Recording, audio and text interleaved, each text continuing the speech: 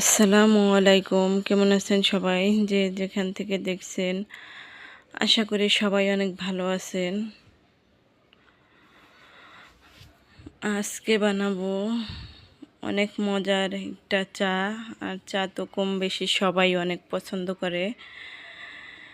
আর এই চাটা খেতে যেরকম মজা হয়, আর এটা হালকা মাথা ব্যথা থাকলেও কিন্তু মাথা ব্যথা চলে যায়। এর জন্য ওই যে চাটা বানানোর জন্য এখানে আমি চুলায় পাতিল দিয়ে দিয়েছি, আর এখানে আমি যে চিনি দিয়ে দিয়েছি। চিনি দিয়ে হালকা একটু পানি দিয়ে দেব, যাতে চিনিটা গলে যায়। গলার জন্য আর কি একটু পানি দেব। এই তো চিনিটা জাল করে গলিয়ে নেব, আর চিনিটা একদম লাল লাল করে নেব। চিনিটা কিন্তু এই যে গলে গেছে, লাল হয়ে গেছে। আর এখন দিয়ে দেব যে চা পাতা। চিনির ভিতরে চিনিটা যখন একবারে লাল হয়ে গেছে, এর ভিতরে দিয়ে দেব চা পাতা। চা পাতাটা দিয়ে ভালোভাবে নেড়ে চেড়ে দেব, যাতে চিনির সাথে মিশে যায়। আর এই তো এখানে আমি এখন দুধটা গলিয়ে নেব। এই তো গুঁড়া দুধ দিয়ে চা বানাবো।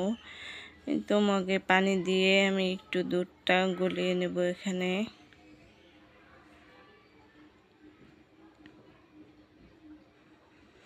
এরপরে যে চিনি আর চা পাতার ভিতরেই দিয়ে দেব দুধ। দুধটা দিয়ে ভালোভাবে নাড়াচাড়া দিয়ে মিলিয়ে দেব। ভিডিওটি ভালো লাগলে একটা লাইক দিয়ে সাবস্ক্রাইব করে দিবেন, আর যারা অলরেডি সাবস্ক্রাইব করেছেন তাদেরকে অনেক ধন্যবাদ।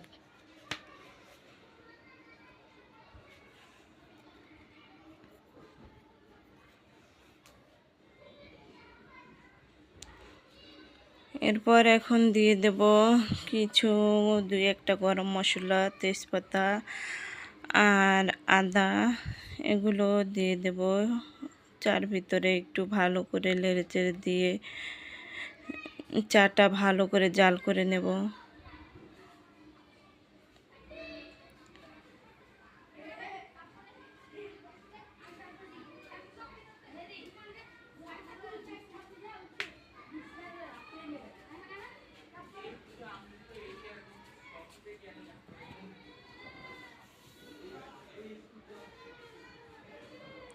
এই তো চাটা বলক আসছে, আর এখন আর একটু ভালো করে একটু জাল করে নেব।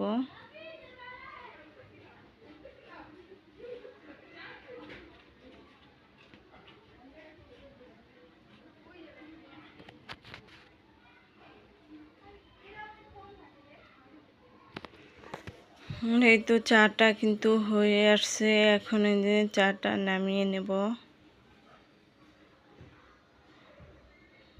চাটা বানানো হয়ে গেছে, খাওয়ার জন্য এই যে মগে এখন ঢেলে নেব আর খাবো এখন। আর এই তো বিকালের নাস্তায় ছিল চা আর বাগুরখানি। আর এই চাটা খেতে তো খুবই মজা হয়। আর বানানো হয়ে গেছে অসাধারণ মজার 1 কাপ চা। আজ এ পর্যন্তই, আবার দেখা হবে নতুন কোনো ভিডিওর সাথে। আল্লাহ হাফেজ।